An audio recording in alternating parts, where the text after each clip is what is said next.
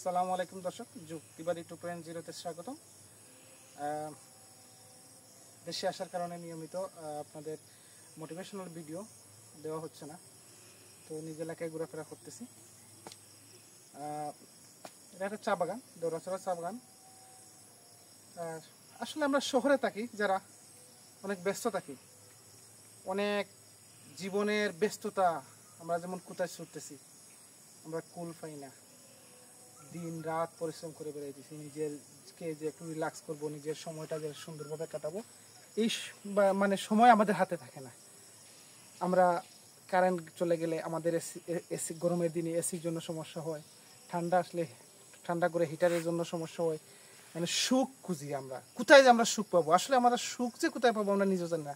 এই দেখেন, একটা চা বাগান নিরিবিলি পরিবেশ। এখানে কিন্তু আপনার বিদ্যুৎ নাই। এখানে একটা বাড়ি আছে, এই যে চা বাগানে, এখানে যারা চা বাগানে চাষ করেন, চা শ্রমিক যারা, এটা তাদের বাড়ি। এই যে আগের ঐতিহাসিক, আজ থেকে 50-100 বছর আগে যে মাটি গোড়টা ছিল, এই মাটির গোড়ের মতন এই গোড়টা সেম, জাস্ট আগে সন ছিল, এখন টিন আসছে, সময়ের পরিবর্তন। এদের কিন্তু বিদ্যুৎ নাই, আগের মতন হারিকেন জ্বালাইয়া ওনারা চলেন। এদের নেটওয়ার্ক নাই, এদের মানে জীবনমান আমাদের যে বনবস্তি বা বাংলাদেশি মানুষের যেভাবে ছিল আজ থেকে 50 বছর আগে, তারা কিন্তু ওই জীবনে আছে।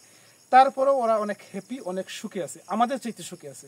কারণ আমরা শহরে থাকি, যানজট, অ্যাক্সিডেন্ট, নানান ধরনের সমস্যা, মিটিং মিছিল। কিন্তু আমাদের জীবনে হাজার হাজার টাকা আছে, লক্ষ লক্ষ টাকা আছে, বাড়ি অট্টালিকা আছে, কিন্তু জীবনের সুখ নাই, শান্তি নেই।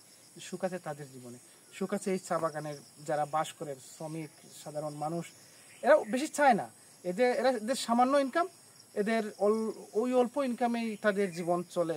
থাকা, খাওয়া, ঘুম, এই কয়েকটা জিনিস। হাজার কোটি টাকার মানুষও শান্তিতে ঘুমাইতে পারে না। আজ হাজার হাজার কোটি টাকার মানুষ, বিশাল ক্ষমতা মানুষ, আপনি অহংকার করেন কিসে দিয়ে? বিশাল ক্ষমতার মানুষ আজ কোথায়? কারাগারে বসে আছে, এই রোদ্রে 35-36 ডিগ্রি রোদে কারাগারে 16 ইঞ্চি বিছানা শুয়ে আছে। আর এরা এই দুর্নীতিতে নাই, অনিয়মে নাই, উচ্চবিলাসী আকাঙ্ক্ষা তাদের মধ্যে নাই। এই মাটির করেই তাদের সুখ, এই মাটির করেই তাদের শান্তি। সারাদিন পরিশ্রম করে আসে, সন্ধ্যা 7টার সময় শুয়ে পড়ে হারিকেন জ্বালাইয়া ভোর 5টায় উঠে কাজে যায়।